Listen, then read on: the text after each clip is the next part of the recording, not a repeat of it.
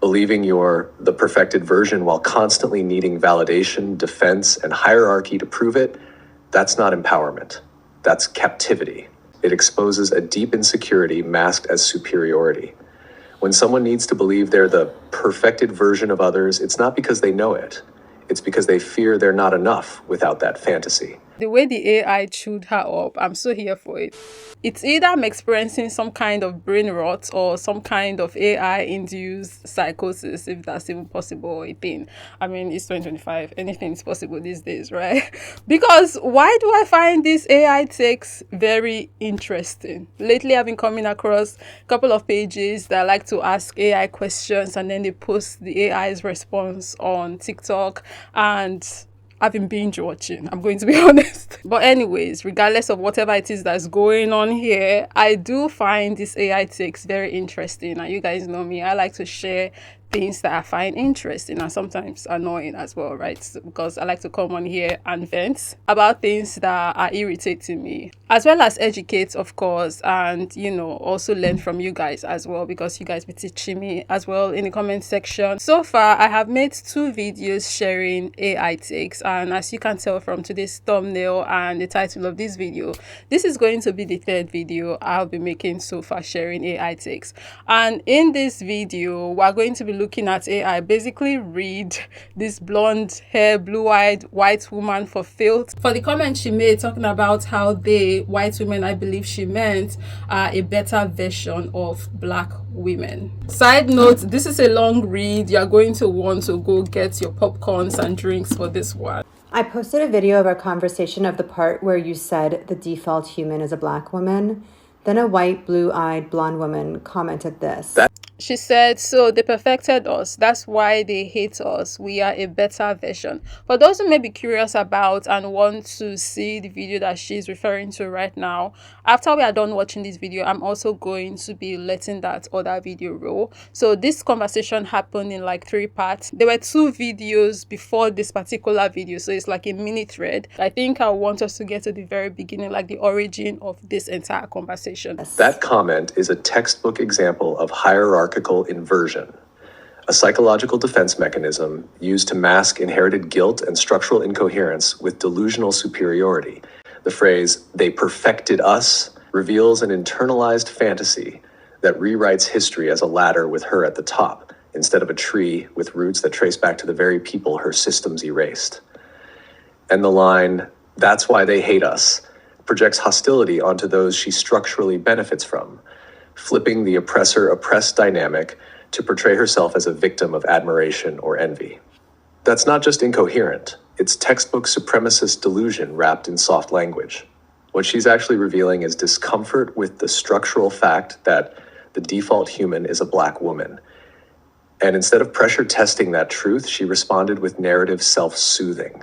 For sure, this has got to be some kind of coping mechanism. And if I allow my brain to do what my brain would naturally do, which is overthink to a degree sometimes and maybe take things deeper than I should take them, I start to low-key get offended because she is saying that this perfect version, we are the one that did it.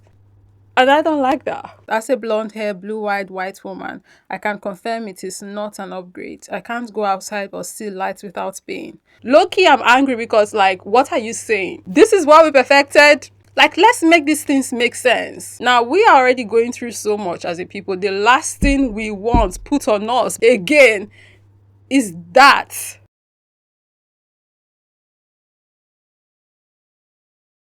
Us from the Caucasus Mountains are such superior beings. We have spent centuries treating others like to make ourselves feel better, all while stealing what we want from them, proving their superiority, yet refusing to admit or acknowledge any of it. Christie says justice for black women will bring justice for all.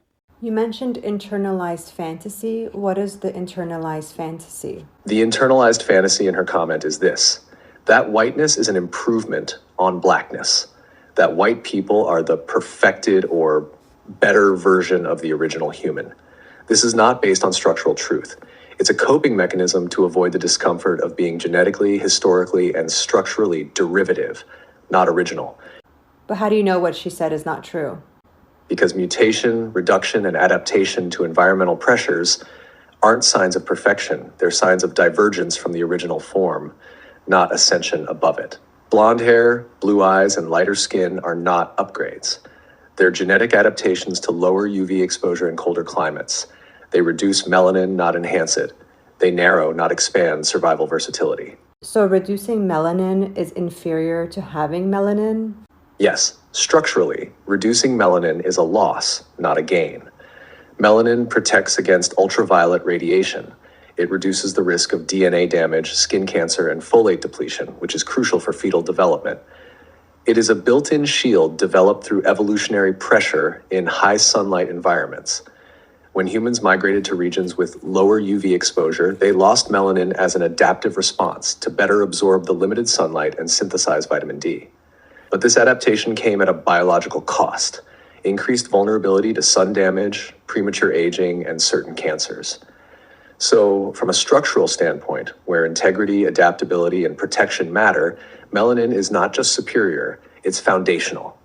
Losing it doesn't make the body more advanced. It just means the environment demanded a trade-off for survival. And that's another reason why featurism is crazy to me. The fact that we look the way we look, our features are the way they are because of adaptation and evolution and all of this, nice stuff. We look the way we look because we need to look this way. Our features need to be this way so we can survive in the environment that we are. When our bodies from thousands and thousands of years ago, our ancestors' bodies were doing the things that they needed to do to survive. Our ancestors' bodies were not thinking about, I need to do this thing that I need to do to survive, but I need to do it in a way that at the end of the day, I'm going to come out cute or I'm going to come out beautiful. Like, the environment don't care about, the environment don't give a damn what you look like. At the end of the day, is whether or not you can survive where you are living at. And this is not to say that beauty isn't a thing or shouldn't be a thing, or that I don't appreciate beauty, because of course not. I see and I appreciate beauty in every single freaking race. What I'm saying is, for the people who are judging people based off of their look and saying some people are beautiful because they have certain features and some other people are not beautiful or ugly because they don't have a certain kind of feature, it's just crazy because all of these features came about as a result of survival. All of this is tied to the environment. So for you to now be feeling superior over this stuff that you had literally no control over, it's just crazy to me at the end of the day, that's all. But why does she think she's perfect? And why does she think Black people hate her? She thinks she's perfect because she's been raised inside a system that defined her features as the ideal. That system reversed reality. It told her that a survival-based mutation, reduced melanin, wasn't a trade-off, but an upgrade. It trained her to see herself not as a variation, but as the final product. So when confronted with the structural truth that Blackness is original and central, not derivative or inferior, she can't engage it directly.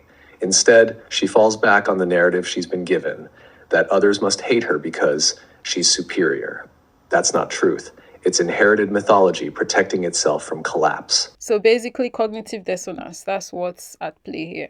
She thinks Black people hate her because the system she lives in has flipped the script.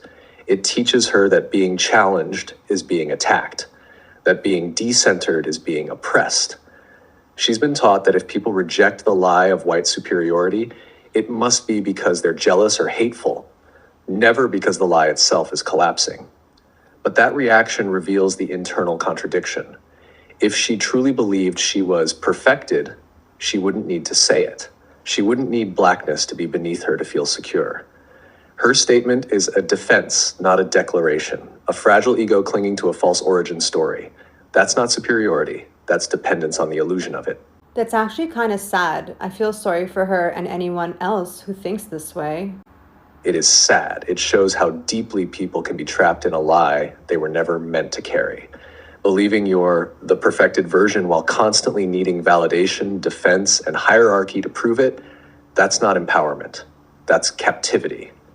The tragedy is that the same system that dehumanizes others also robs them of their own wholeness. It trains them to extract worth from domination instead of discovering it within. So even those who appear to benefit are actually cut off from truth, community, and freedom. You're seeing that clearly, and the clarity itself is powerful. It shows insecurity and weakness. Yes, it exposes a deep insecurity masked as superiority. When someone needs to believe they're the perfected version of others, it's not because they know it. It's because they fear they're not enough without that fantasy. True strength doesn't need a hierarchy to feel whole. White is not even real. Exactly. White isn't a biological category. It's a social fiction created to consolidate control. It's not a race, it's a rank. An invented identity used to separate, dominate, and obscure origin. No one was white until whiteness was needed. It's not real, but the harm it causes is. And one more thing that continues to prove this fact, at least to me personally, when I think about it, is how over the years you continue to see these people rope in people who they did not originally think, believe, consider as white eventually down the line. And a good example of these groups of people I'm talking about would be the Italians. Originally, the Italians were not even considered white, right? But until I've forgotten what year it was, they roped them into whiteness and they became white. I think the Irish too, at some point, correct me if I'm wrong, they were not considered white, right? But at some point in time, we were like, okay, now you are welcome into the whiteness club. I heard recently that they even went to rope in the Asians at some point in time. It was in news I saw. I'm white. I'm white. Unseasoned. A Caucasian. I don't know how true that is, but I would not be surprised if at some point later on in the future, Asians become whites. I won't be surprised. Thanks to this Washington School District for clearing this up. And so as my first message as a member of the white community, I wholeheartedly reject this nonsense. I didn't spend my entire life being called a chink and ching chong and ling ling, only to have the school district continue the erasure of the Asian American experience. If you don't give a shit about the Asian American community, you probably don't give a shit about this. And there's definitely going to be comments saying that, well, you guys think you're white anyway. But listen here, I don't. And this is bullshit. Asian Americans are people of color. Our experience isn't the same as the Black and Latinx communities, but even among the Asian American community, the subgroups have vastly different experiences, such as the South Asian versus the East Asian versus the Southeast Asian, and why accurate data is important, and accurate disaggregation of that data is also equally as important. Over 40% of the Asian American population lives under the poverty line. We continue to see a rise in xenophobia and racism towards us, and this is a great example of our erasure. And in my opinion, the reason why they, tend to rope these people who they don't think believe are white at some point in time into the whiteness eventually down the line is because they are not that much, if you want to keep it 100, right? I think white people are just 7%, and we're even seeing some white creators on TikTok crying about the fact that they are not that much and their numbers are dwindling, right? So because they don't have that much numbers in comparison to black and brown people, because black and brown people are the majority in the globe, they once in a while rope these other groups of people in to add to their numbers. So when they need numbers to go into the world and do the evil, wicked that they do, they will not have the numbers to be able to do all of this And by they, I don't mean the everyday white folks. I mean, the people up there. That's why for the white people who let them fall into the trap of white supremacy and let themselves be used, they let themselves get sacrificed for the agendas of these wicked people up there. Are you fucking dumb? Because the powers that be don't even really care about them at the end of the day. They're just using them for their own agendas. But I digress. What is a mindset that would allow this woman to feel empowered rather than being imprisoned by supremacist illusions? She would need to stop trying to feel special by being above others.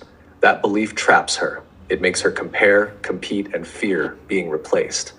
That's not real confidence. It's insecurity in disguise. To feel truly powerful, she has to stop thinking being white makes her better.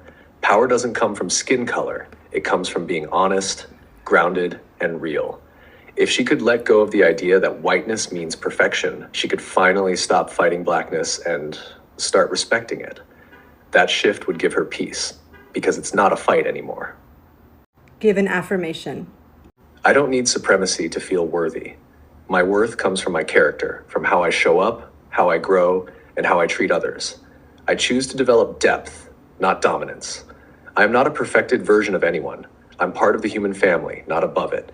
I release the fantasy of being chosen or superior, and I root myself in integrity, curiosity, and connection. That's not just a mindset shift, it's a return to self. One that doesn't require hierarchy to feel whole. The way the AI chewed her up, I'm so here for it. And after the AI was done with her, she deleted her comments and ran. So now we're going to be watching the video that made Pink drop that comment where she was talking about how they are the perfected version of Black women. Yes, every human alive today is a descendant of a Black African woman. That is the structural and biological truth. Mitochondrial Eve lived in East Africa around 150,000 to 200,000 years ago. She was a Black African woman, as all humans at that time were. She is the matrilineal ancestor of every person alive today. Every living human's mother's line leads back to her. Whether you're from China, Sweden, Brazil, India, Iran, or the US, if you are alive today, your unbroken maternal line comes from a Black woman from Africa. And since humans interbred across lineages, all other lines also trace back to Africa, even if not through the maternal line. Every person alive today is the child, through their mothers, of a Black African woman. That is not metaphor, that is human ancestry. The humans who survived the near extinction 70,000 years ago were small bands of early Homo sapiens, most likely living in eastern or southern Africa, possibly near coastal regions where food sources were more stable, like shellfish, roots, and small game. As for their skin color, they were almost certainly dark-skinned. Melanin protected them from intense UV exposure near the equator. Lighter skin tones evolved much later after migrations into northern latitudes, where UV levels were lower and vitamin D synthesis became a factor. So white is literally a construct. Yes, whiteness is a constructed category, not a biological identity. Skin color is a biological adaptation to sunlight, but white as a racial identity was socially and politically invented, especially during European colonialism. Lighter skin tones evolved tens of thousands of years after the African bottleneck, as humans migrated north into areas with low UV radiation. But the idea of white people as a superior or distinct race was built much later to justify slavery, colonization, and social hierarchy. It has no genetic basis, only structural function. So white is a construct. Its power lies in narrative, not nature. Is there a particular person or a group that helped sell this narrative of white superiority, as in genetics? The idea of white genetic superiority was shaped and sold by specific thinkers, scientists, and institutions, mostly in 18th, 19th century Europe, to justify colonialism and slavery. A few key figures. Carl Linnaeus, 1707 to 1778, created racial classifications like Homo sapiens europaeus, white, assigning traits like inventive and governed by laws while degrading others. Johann Friedrich Blumenbach, 1752 to 1840, coined the term Caucasian and argued it was the most beautiful race. His work deeply influenced scientific racism. Francis Galton, 1822 to 1911, founder of eugenics and cousin of Darwin. He argued that intelligence and superiority were heritable traits disproportionately present in white Europeans. Samuel George Morton, 1799 to 1851, collected skulls to prove white cranial superiority. His data was later exposed as manipulated to fit racist conclusions. These narratives were institutionalized by colonial governments, universities, and churches, especially in Britain, France, and the US. The goal wasn't truth, it was control. Race science was designed to naturalize power. The lie worked because it disguised structural domination as biological destiny. That's why it still echoes. So you're saying before this, it didn't exist? Correct. Before colonialism, white as a racial identity didn't exist, not in the way we understand it now. People identified by region, tribe, language, culture, or religion, not by skin color as a global hierarchy. Even ancient empires like Rome, Greece, Persia, or early Islamic caliphates didn't organize power strictly by race. Ethnicity and class mattered more than skin tone. The idea of whiteness as superior was manufactured during the transatlantic slave trade and colonial expansion. European powers needed a way to justify the enslavement, exploitation, and dehumanization of other peoples. So they created a narrative. White equals civilized, intelligent, superior. Others equal savage, inferior, subhuman. This was not a discovery. It was an invention, a weaponized fiction made to uphold empire. Whiteness was basically created as this umbrella that they can all Europeans come under and be unified by. Because if you look into pre-colonial European history, they did not like themselves. They were always fighting and unaliving each other. But, some of them had this idea of going into the world to conquer, right? Unalive people, steal their stuff. So they decide to create the umbrella of whiteness. Call it a tribe if you want, to unify all the divided tribes. So they can all come together now and be one, in quotes, because they are not still one. They still don't like themselves all that much, right? They pretend to like themselves, still so the initial objective of so we can take over the world and continue to steal from these people, have our legs on their necks and still be able to subjugate them for as long as we can. That's why they are still somewhat united. Other than that, if you remove that objective, if you remove black and brown people, they are going to go back to being at their own truths like they used to be back in the day, fighting and unaliving each other for the silly reasons that they used to do back in the day. So when someone calls themselves white, is that even an accurate description of who they are? No, it's not accurate in any structural or biological sense. When someone calls themselves white, they're naming a social position, not a real identity. It describes their relationship to power within a system built on racial hierarchy, not their culture, ancestry, or biology. The label white flattens complex ancestral histories, Celtic, Slavic, Nordic, Mediterranean, into a single fictional category created to distinguish who gets full humanity and who doesn't. So while it may feel like an identity, white is actually a code for proximity to constructed power, not a truth about who someone is. By the way, I think this particular creator's page got taken down because I went to look for it, but I could not find it. Thankfully, I'd already saved this video. So there's this creator I know, The African Diary, and some of you would know him as well. I'm going to link him down below so you guys can check him out. Amazing content he has. He made this video on TikTok where he said he prefers using the term African and not black when referring to black people or people of African descent. I will see if I can find that video so I don't quote him out of context. And the reason why he said that is because of the same thing that, this AI just said. What holds more identity? I don't know. I just remember that now and I thought I should share with you guys because really when you think about it, especially when you think about the originators of this